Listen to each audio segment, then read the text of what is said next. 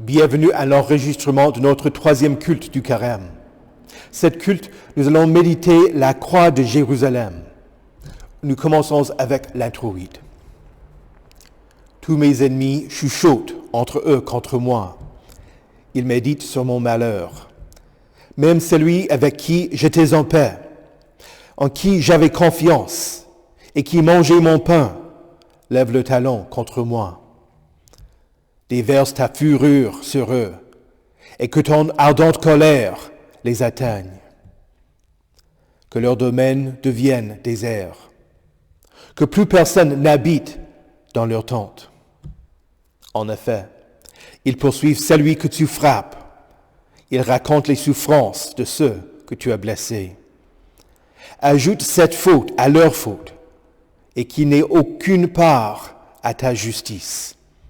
Qu'il soit effacé du livre de vie et ne soit pas inscrit avec les justes. Moi, je suis malheureux et souffrant.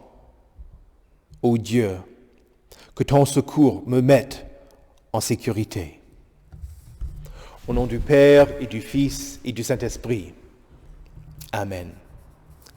Écoutons la lecture qui est prévue. Nous continuons notre lecture de la Passion de Jésus selon l'Évangile de Matthieu. Nous commençons au verset 26 du chapitre 26. Or Pierre était assis dehors dans la cour.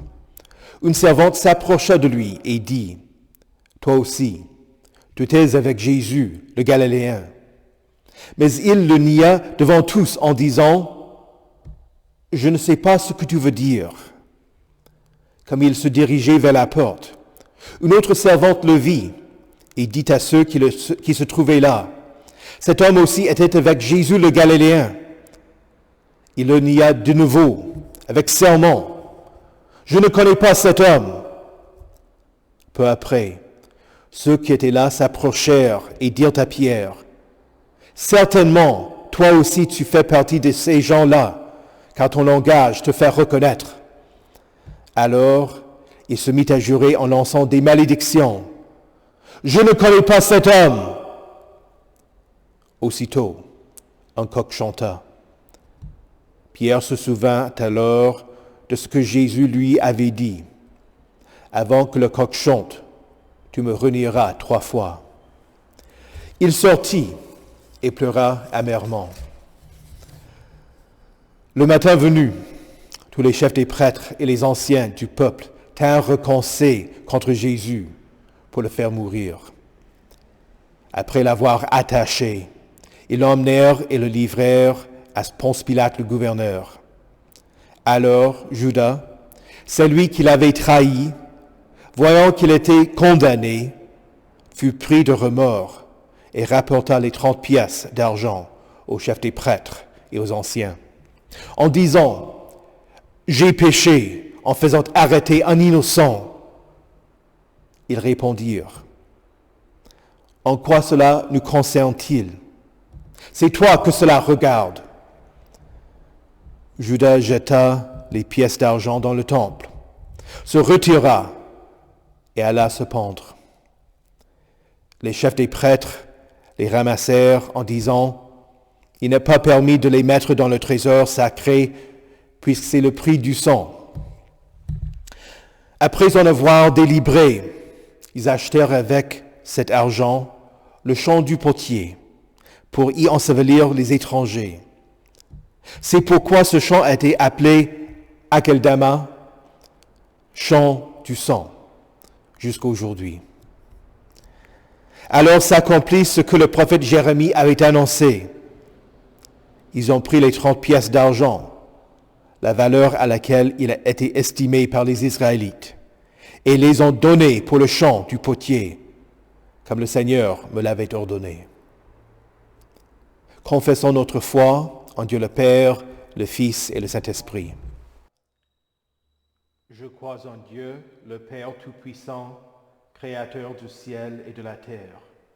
Je crois en Jésus-Christ, son Fils unique, notre Seigneur, qui a été conçu du Saint-Esprit et qui est né de la Vierge Marie. Il a souffert sous Ponce Pilate, il a été crucifié, il est mort, il a été enseveli. Il est descendu aux enfers.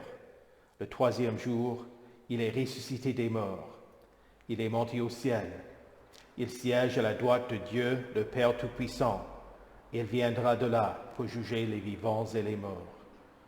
Je crois au Saint-Esprit, la Sainte Église universelle, la communion des saints, la rémission des péchés, la résurrection de la chair et la vie éternelle.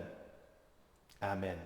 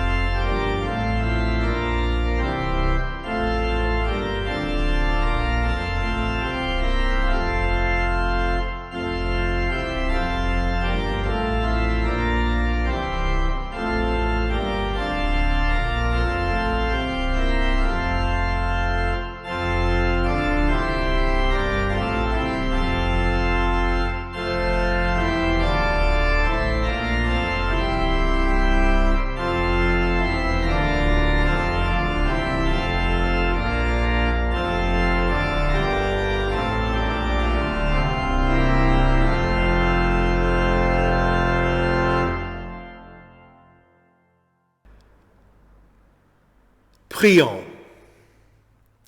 Reçois favorablement les paroles de ma bouche et les sentiments de mon cœur, ô Éternel, mon rocher et mon libérateur. Amen. Au nom du Père et du Fils et du Saint-Esprit. Amen.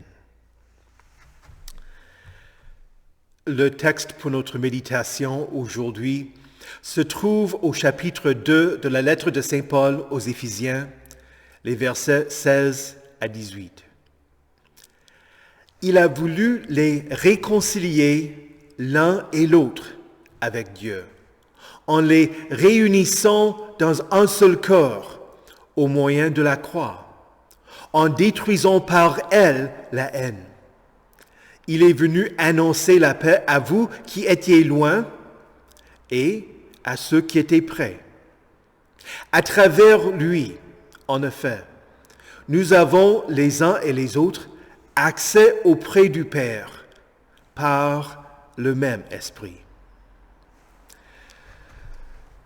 Lors de notre premier culte du Carême cette année, nous avons médité la croix marine. Jésus est l'ancre sûre et solide de l'âme. La semaine dernière, nous avons entendu qu'il nous faut porter la croix, sachant que la croix que nous portons est celle de Christ, celle à travers laquelle nous sommes sauvés. La troisième forme de la croix que nous méditons est la croix de Jérusalem, aussi connue par le nom croix de la Terre Sainte, croix décroisée ou encore croix quintuple. Il s'agit d'une grande croix grecque au centre, cantonnée de quatre petites croix. Si vous avez regardé de près mon étoile verte ou celle qui est blanche, vous y verrez plusieurs de ces croix, car je les ai achetées lors de ma visite à Jérusalem. Cette forme date de la fin du XIe siècle. Les chrétiens à Jérusalem firent appel aux chrétiens d'ailleurs pour les libérer des musulmans qui avaient conquis la ville sainte. Une fois Jérusalem reprise, les chrétiens établirent le royaume franc de Jérusalem et adoptèrent ce symbole. L'État fut vaincu et la ville reprise par les musulmans en 1291, mais les chrétiens qui y habitaient retinrent le symbole de la croix de Jérusalem. Même si notre objectif n'est pas d'établir un royaume terrestre pour Dieu, la Bible présente des thèmes militaires, y compris dans plusieurs psaumes de David. Dans le psaume 18, nous lisons « Loué soit l'Éternel, je crie à lui et je suis délivré de mes ennemis. » Ou encore, le psaume 27, « L'Éternel est ma lumière et mon salut. De qui aurais-je peur? L'Éternel est le soutien de ma vie. Qui devrais-je redouter? Si une armée prend possession contre moi, mon cœur n'éprouve aucune crainte. Si une guerre s'élève contre moi, je reste, malgré cela, plein de confiance. » Dans le psaume 144, David écrit « Béni soit l'Éternel, mon rocher, qui exerce mes mains au combat, mes droits à la bataille, mon bienfaiteur et ma forteresse, ma haute retraite et mon libérateur, mon bouclier, celui qui est mon refuge, qui m'assujettit mon peuple. » Certains chrétiens renoncent à toute activité militaire, surtout celle entreprise au nom de Christ. Ils citent des versets comme Luc chapitre 6, les versets 27 à 29. « Aimez vos ennemis, faites du bien à ceux qui vous détestent, bénissez ceux qui vous maudissent, priez pour ceux qui vous maltraitent. Si quelqu'un te frappe sur une joue, présente-lui aussi l'autre. » Et encore, quand Pierre voulait défendre Jésus, le Seigneur lui dit « Remets ton épée à sa place, car tous ceux qui prendront l'épée mourront par l'épée. » Néanmoins, notre Église a toujours reconnu que les chrétiens peuvent servir en tant que militaires dans l'espoir de protéger et de défendre leur patrie. Cela dit, quand nous parlons de thèmes militaires dans le Nouveau Testament, il ne s'agit pas de monter sur le champ de bataille pour blesser. Plutôt, Dieu nous appelle à veiller, à prier et à utiliser les ressources pour rester ferme dans la foi. Par exemple, dans la lettre aux Éphésiens au chapitre 6, les versets 12 et 13, nous lisons « Ce n'est pas contre l'homme que nous avons à lutter, mais contre les puissances, contre les autorités, contre les souverains de ce monde de ténèbres, contre les esprits du mal dans les lieux célestes. » Il faut comprendre que ces quatre ennemis sont des rangs de démons dans la pensée de Paul. Il continue. C'est pourquoi prenez toutes les armes de Dieu afin de pouvoir résister dans le mauvais jour et tenir ferme après avoir tout surmonté. C'est ainsi que plusieurs cantiques retiennent et présentent le thème de la bataille, y compris « C'est un rempart que notre Dieu » ou dans notre recueil Célébrer l'Éternel, « Nous sommes au Seigneur » dans le recueil « Louons le Seigneur » en avant, en avant. Encore dans notre recueil Célébrer l'Éternel, « Chantons la victoire » dans le recueil Alléluia. Chrétiens, chantons le Dieu vainqueur.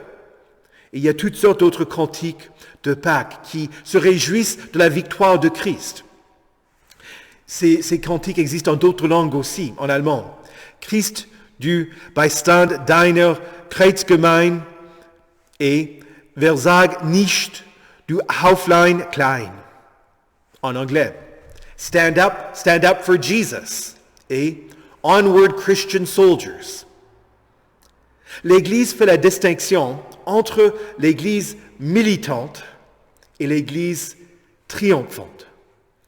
L'Église militante inclut les chrétiens qui vivent sur terre, qui luttent contre les ennemis de Dieu, c'est-à-dire le diable et ses démons, qui veulent empêcher l'œuvre de la parole de Dieu. Les tentations qui viennent du monde et la nature pécheresse qui est en nous.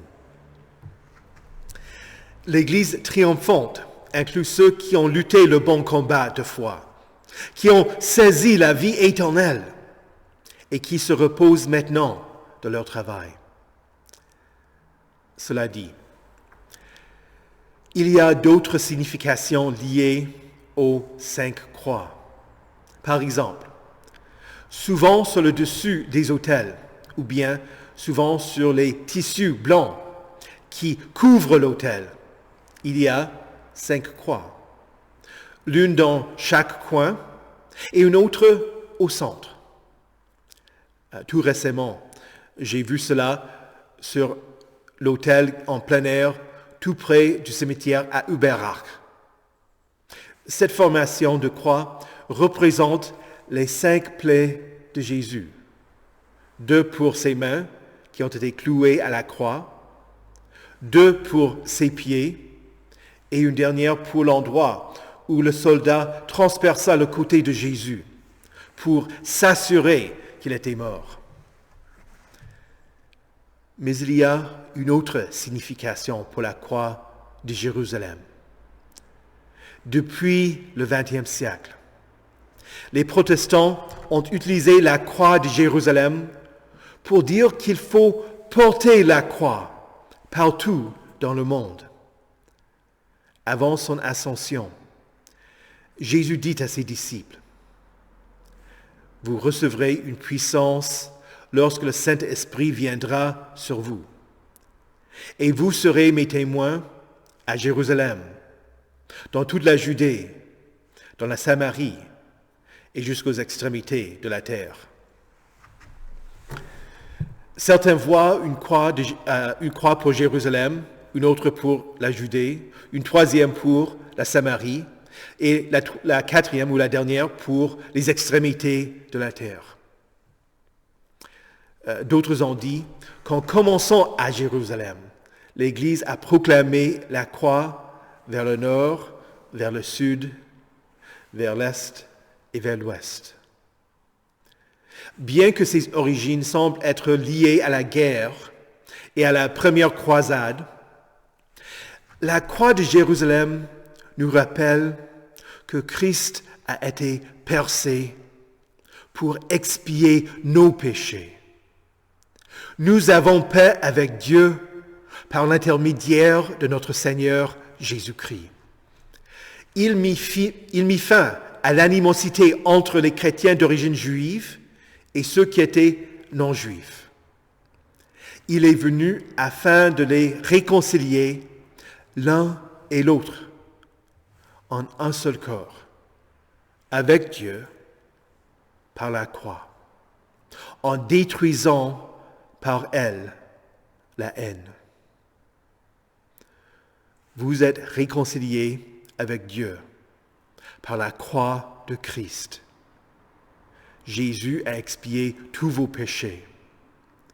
Le règne de Christ ne s'élargit pas au bout de l'épée, mais à travers la prédication de la parole.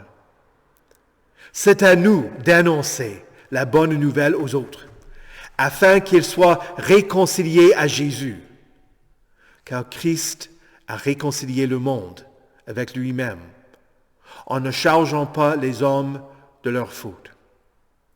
Il a mis en nous la parole de la réconciliation. La réconciliation qui existe entre vous et Dieu est aussi la source qui réunit les Juifs et les non-Juifs, qui restaure la paix entre ceux qui sont en conflit à travers le pardon des péchés. Il les réunit dans un seul corps, dans son Église, par l'intermédiaire de la croix.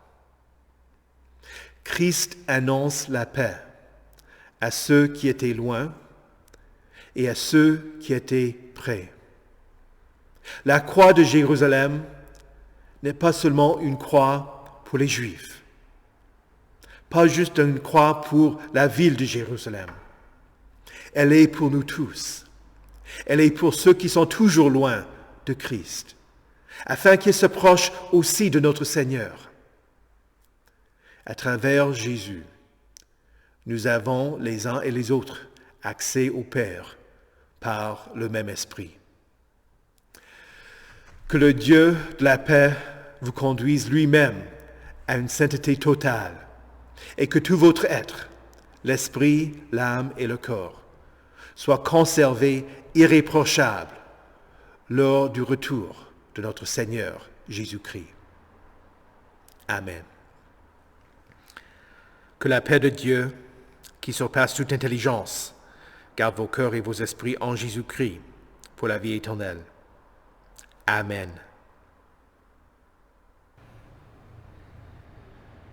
Prions le Seigneur. Prince de la paix, nous te prions pour les lieux dans le monde où il y a des guerres. Selon ta miséricorde, veuille mettre fin aux hostilités et rends courageux les chefs d'État qui interviennent pour retenir les agresseurs. Dieu de Sabaoth, toi qui es le chef des armées célestes, nous te demandons de retenir Satan et ses démons afin qu'ils ne nuisent pas à tes fidèles.